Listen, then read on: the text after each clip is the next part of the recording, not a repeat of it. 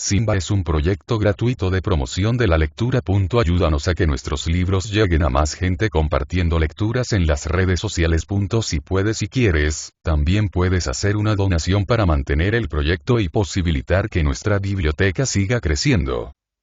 Mi entierro. Leopoldo Alas Clarín. Cuento discurso de un loco. Una noche me descuidé más de lo que manda la razón jugando al ajedrez con mi amigo Roque Tuyo en el café de San Benito. Cuando volví a casa estaban apagados los faroles, menos los guías. Era en primavera, cerca ya de junio. Hacía calor, y refrescaba más el espíritu que el cuerpo el grato murmullo del agua, que corría libre por las bocas de riego, formando ríos en las aceras. Llegué a casa encharcado. Llevaba la cabeza hecha un horno y aquella humedad en los pies podía hacerme mucho daño. Podía volverme loco, por ejemplo. Entre el ajedrez y la humedad hacíanme padecer no poco. Por lo pronto, los polizontes que, cruzados de brazos, dormían en las esquinas, apoyados en la puerta cochera de alguna casa grande, ya me parecían las Torres Negras. Tanto es así, que al pasar junto a San Ginés uno de los guardias me dejó la acera, y yo en vez de decir gracias, exclamé en roco, y seguí adelante. Al llegar a mi casa vi que el balcón de mi cuarto estaba abierto y por él salía un resplandor como de hachas de cera. Di en la puerta los 3 golpes de ordenanza. Una voz ronca, de persona medio dormida, preguntó: ¿Quién? Rey Negro. Contesté, y no me abrieron. Jaque. Grité 3 veces en un minuto, y nada, no me abrieron. Llamé al sereno, que venía abriendo puertas de acera en acera, saliéndose de sus casillas a cada paso. Chico, le dije cuando le tuve a salto de peón.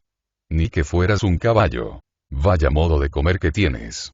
El pollín será usted y el comedor, y el sinvergüenza y poco ruido, que hay un difunto en el tercero, de cuerpo presente. Alguna víctima de la humedad. Dije lleno de compasión, y con los pies como sopa en vino. Sí, señor, de la humedad es. Dicen si ha muerto de una borrachera. Él era muy vicioso, pero pagaba buenas propinas. En fin, la señora se consolará, que es guapetona y fresca todavía, y así podrá ponerse en claro y conforme a la ley lo que ahora anda a oscuras y contra lo que manda la justicia. ¿Y tú qué sabes, mala lengua? Que no ponga motes, señorito. Yo soy el sereno, y hasta aquí callé como un santo, pero muerto el perro ya voy. Gritó aquel oso del Pirineo, y con su paso de andadura se fue a abrir otra puerta. Un criado bajó a abrirme. Era Perico, mi fiel Perico. ¿Cómo has tardado tanto, animal? Chist. No grite, ve, que se ha muerto el amo. ¿El amo de quién?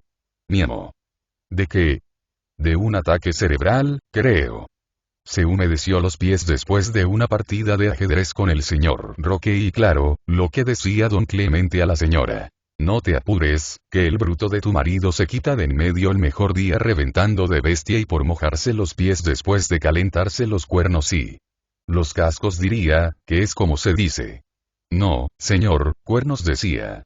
Sería por chiste. Pero en fin, al grano. Vamos a ver, y si tu amo se ha muerto, ¿quién soy yo? Toma, ve, es el que viene a amortajarle, que dijo don Clemente que le mandaría a estas horas por no dar que decir y suba ve. Llegué a mi cuarto. En medio de la alcoba había una cama rodeada de blandones, como en Lucrecia Borgia están los ataúdes de los convidados. El balcón estaba abierto. Sobre la cama, estirado, estaba un cadáver. Miré. En efecto, era yo. Estaba en camisa, sin calzoncillos, pero con calcetines. Me puse a vestirme. A amortajarme, quiero decir. Saqué la levita negra, la que estrené en la reunión del circo de Price, cuando Martos dijo aquello de traidores como Sagasta y el difunto Mata habló del cubo de las Danaides. No supe nunca qué cubo era ese. Pero en fin, quise empezar a mudarme los calcetines, porque la humedad me molestaba mucho, y además quería ir limpio al cementerio. Imposible. Estaban pegados al pellejo. Aquellos calcetines eran como la túnica de no sé quién, solo que en vez de quemar mojaban. Aquella sensación de la humedad unas veces daba frío y otras calor. A veces se me figuraba sentir los pies en la misma nuca, y las orejas me echaban fuego y en fin, me vestí de duelo, como conviene a un difunto que va al entierro de su mejor amigo. Una de las hachas de cera se torció y empezaron a caer gotas de ardiente líquido en mis narices.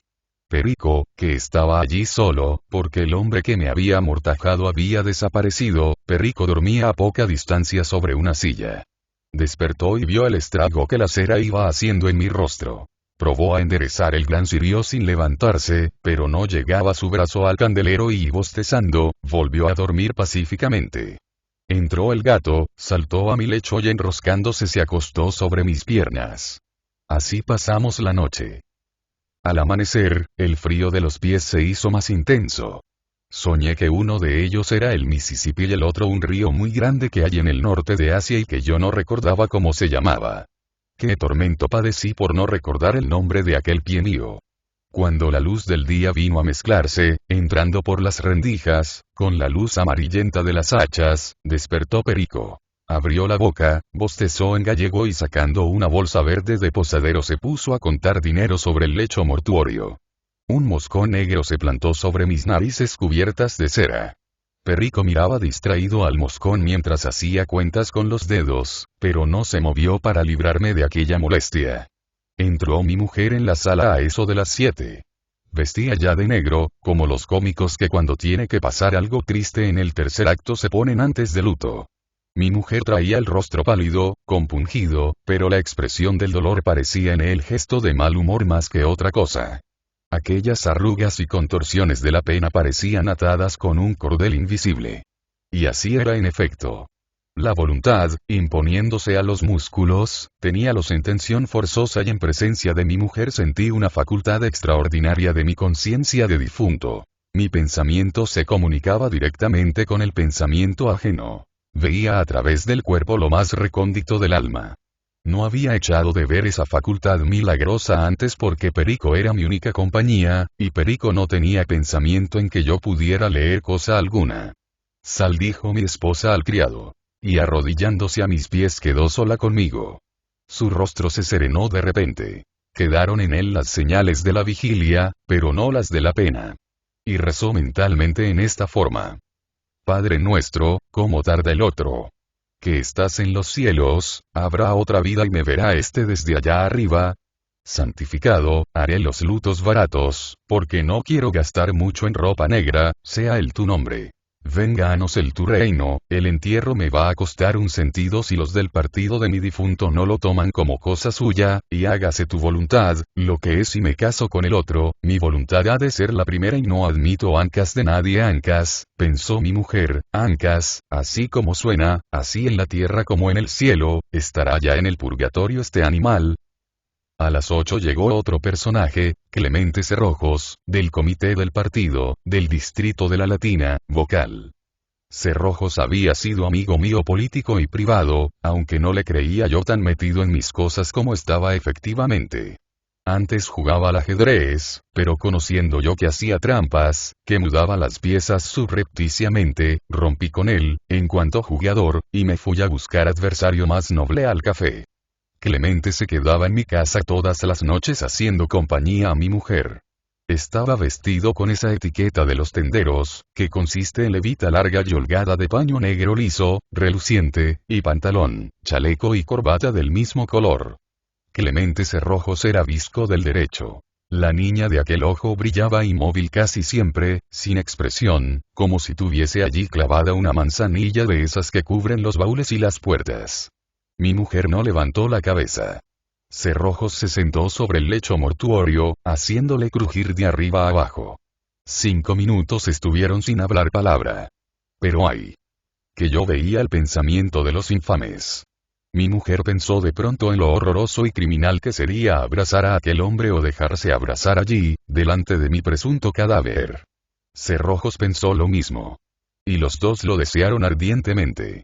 No era el amor lo que los atraía, sino el placer de gozar impunemente un gran crimen, delicioso por lo horrendo. Si él se atreviera, yo no resistiría, pensó ella temblando. Si ella se insinuara, no quedaría por mí, dijo él para sus adentros. Ella tosió, arregló la falda negra y dejó ver su pie hasta el tobillo. Él la tocó con la rodilla en el hombro. Yo sentí que el fuego del adulterio sacrílego pasaba de uno a otro, a través de la ropa y Clemente inclinábase ya hacia mi viuda y ella, sin verle, le sentía venir y yo no podía moverme. Pero él creyó que yo me había movido. Me miró a los ojos, abiertos como ventanas sin madera y retrocedió 3 pasos. Después vino a mí y me cerró las ventanas con que le estaba amenazando mi pobre cadáver. Llegó gente. Bajaron la caja mortuoria hasta el portal y allí me dejaron junto a la puerta, uno de cuyos batientes estaba cerrado. Parte del ataúd, la de los pies, la mojaba fina lluvia que caía. Siempre la humedad. Vi bajar, es decir, sentí por los medios sobrenaturales de que disponía, bajar a los señores del duelo. Llenaron el portal, que era grande. Todos vestían de negro. Había levitas del tiempo del retraimiento. Estaban allí todo el comité del distrito y muchos soldados rasos del partido, de esos que solo figuran cuando se echa un guante para cualquier calamidad de algún correligionario y se publican las listas de la suscripción. Allí estaba mi tabernero que bien quisiera consagrar una lágrima y un pensamiento melancólico a la memoria del difunto. Pero la levita le traía a mal traer, se le enredaba entre las piernas, y en cuanto a la corbata le hacía cosquillas y le sofocaba. Por lo cual no pensó en mí ni un solo instante.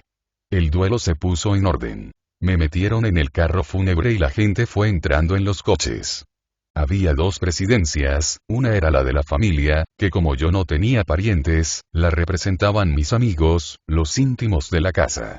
Clemente Cerrojos presidía, a la derecha llevaba a Roque Tuyo, a la izquierda a mi casero, que solía entrar en casa a ver si le maltratábamos la finca. La otra presidencia era política. Iban en medio don Mateo Gómez, hombre íntegro, consecuente, que profesaba este dogma. Mis amigos, los de mi partido. Y juraba que Mados le había robado aquella frase célebre. Yo seguiré a mi partido hasta en sus errores. Uno de los títulos de gloria de don Mateo era que no se había muerto ningún correligionario suyo sin que él le acompañase al cementerio. Don Mateo me estimaba, pero valga la verdad, según caminábamos a la que él pensaba llamar en el discurso que le había tocado en suerte, última morada, un color se le iba y otro se le venía. Se le atravesaba no sabía qué en la garganta, y maldecía, para sus adentros, la hora en que yo había nacido y mucho más la en que había muerto. Yo iba penetrando en el pensamiento de don Mateo desde mi carro fúnebre, merced a la doble vista de que ya he hablado. El buen Patricio, no vale mentir, se había aprendido su discurso de memoria. Era sobre poco más o menos y tal como la habían publicado los periódicos, la oración fúnebre de cierto correligionario, mucho más ilustre que yo, pronunciada por un orador célebre de nuestro partido. Pero al buen Gómez se le había olvidado más de la mitad, mucho más, de la arenga prendida con alfileres, y allí eran los apuros. Mientras sus compañeros de presidencia discurrían con gran tranquilidad de ánimo acerca de las vicisitudes del mercado de granos, a que ambos se consagraban, don Mateo procuraba en vano reedificar la desmoronada construcción del discurso premeditado. Por fin se convenció de que le sería necesario improvisar, porque de la memoria ya no había que esperar nada. Lo mejor para que se me ocurriera algo, pensó, sería sentir de veras, con todo el corazón, la muerte de Ronzuelos, mi apellido. Y probaba enternecerse, pero en vano. A pesar de su cara compungida, le importaba 3 pepinos la muerte de Ronzuelos, don Agapito, es decir, mi muerte.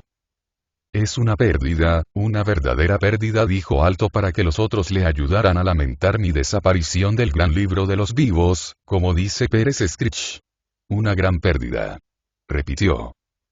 Sí, pero el grano estaba averiado, y gracias que así todo se pudo vender, contestó otro de los que presidían. ¿Cómo vender? Ronzuelos era incapaz y era integérrimo y eso es, integérrimo. Pero ¿quién habla de Ronzuelos, hombre? Hablamos del grano que vendió Pérez Pinto y... pues yo hablo del difunto. Ah, sí. Era un carácter. Justo, un carácter, que es lo que necesitamos en este país y sin caracteres, añadió el interlocutor acabando la frase con el esdrújulo apuntado. Don Mateo dudaba si caracteres era esdrújulo o no, pero ya supo desde entonces a qué atenerse. Llegamos al cementerio. Entonces los del duelo, por la primera vez, se acordaron de mí. En torno del ataúd se colocó el partido a quien don Mateo seguía hasta en sus extravíos. Hubo un silencio que no llamaré solemne porque no lo era. Todos los circunstantes esperaban con maliciosa curiosidad el discurso de Gómez. Es un inepto, ahora lo vamos a ver, decían unos. No sabe hablar, pero es un hombre enérgico. Es lo que necesitamos, interrumpía alguno. Menos palabras y más hechos es lo que necesita el país. Eso. Y eso, y dijeron muchos. Eso. Y repitió el eco a lo lejos. Señores, exclamó don Mateo, después de toser 2 veces y desabrocharse y abrocharse un guante. Señores, otro campeón ha caído herido como por el rayo, no sabía que me había matado la humedad, en la lucha del progreso con el oscurantismo. Modelo de ciudadanos, de esposos y de liberales, brilló entre sus virtudes como astro mayor la gran virtud cívica de la consecuencia. Íntegro como pocos, su corazón era un libro abierto.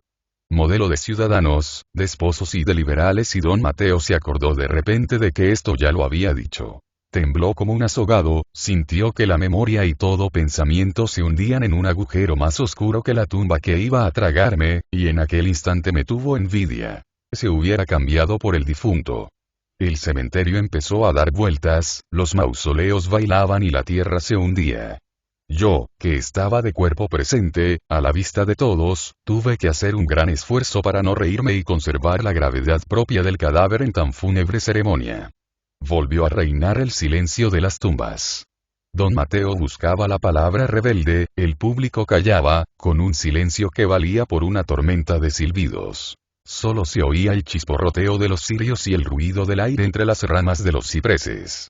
Don Mateo, mientras buscaba el hilo, maldecía su suerte, maldecía al muerto, el partido y la manía fea de hablar, que no conduce a nada, porque lo que hace falta son hechos. ¿De qué me ha servido una vida de sacrificios en aras o en alas? Nunca había sabido don Mateo si se dice alas o aras hablando de esto, en alas de la libertad, pensaba, sí, porque no soy un Cicerón, estoy ahora en ridículo a los ojos de muchos menos consecuentes y menos patriotas que yo. Por fin pudo coger lo que él llamaba el hilo del discurso y prosiguió. Ah, señores, Ronzuelos, Agapito Ronzuelos fue un mártir de la idea, de la humedad, señor mío, de la humedad, de la idea santa, de la idea pura, de la idea del progreso, el progreso indefinido. No era un hombre de palabra, quiero decir, no era un orador, porque en este desgraciado país lo que sobran son oradores, lo que hace falta es carácter, hechos y mucha consecuencia. Hubo un murmullo de aprobación y don Mateo lo aprovechó para terminar su discurso. Se disolvió el cortejo. Entonces se habló un poco de mí, para criticar la oración fúnebre del presidente efectivo del comité. La verdad es, dijo uno encendiendo un fósforo en la tapa de mi ataúd, lo cierto es que don Mateo no ha dicho más que 4 lugares comunes. Claro, hombre, dijo otro, lo de cajón. Por lo demás, este pobre Ronzuelos era buena persona y nada más. ¿Qué había de tener carácter? Ni consecuencia. Lo que era un gran jugador de ajedrez. De eso habría mucho que hablar, replicó un tercero. Ganaba porque hacía trampas. Guardaba las piezas en el bolsillo. El que hablaba así era Roquetullo, mi rival, el infame que enrocaba después de haber movido al rey. No pude contenerme. Mientes. Grité saltando de la caja. Pero no vi a nadie. Todos habían desaparecido. Empezaba la noche. La luna asomaba tras las tapias del cementerio. Los cipreses inclinaban sus copas agudas con melancólico vaivén, gemía el aire entre las ramas, como poco antes, cuando se cortó don Mateo. Llegó un enterrador. ¿Qué hace ve ahí? Me dijo, un poco asustado. Soy el difunto, respondí. Sí, el difunto, no te espantes. Oye. Alquilo ese nicho. Te pagaré por vivir en él mejor que si lo ocupara un muerto. No quiero volver a la ciudad de los vivos y mi mujer, Perico, Clemente, el partido, don Mateo y sobre todo Roquetullo, me dan asco. El enterrador dijo a todo amén. Quedamos en que el cementerio sería mi posada, aquel nicho mi alcoba. Pero ay. El enterrador era hombre también. Me vendió. Al día siguiente vinieron a buscarme Clemente, Perico, mi mujer y una comisión del seno de mi partido, con don Mateo a la cabeza o a los pies. Resistí cuanto pude, defendiéndome con un fémur. Pero venció el número. Me cogieron, me vistieron con un traje de peón blanco, me pusieron en una casilla negra, y aquí estoy, sin que nadie me mueva, amenazado por un caballo que no acaba de comerme y no hace más que darme coces en la cabeza. Y los pies encharcados, como si yo fuera arroz. P.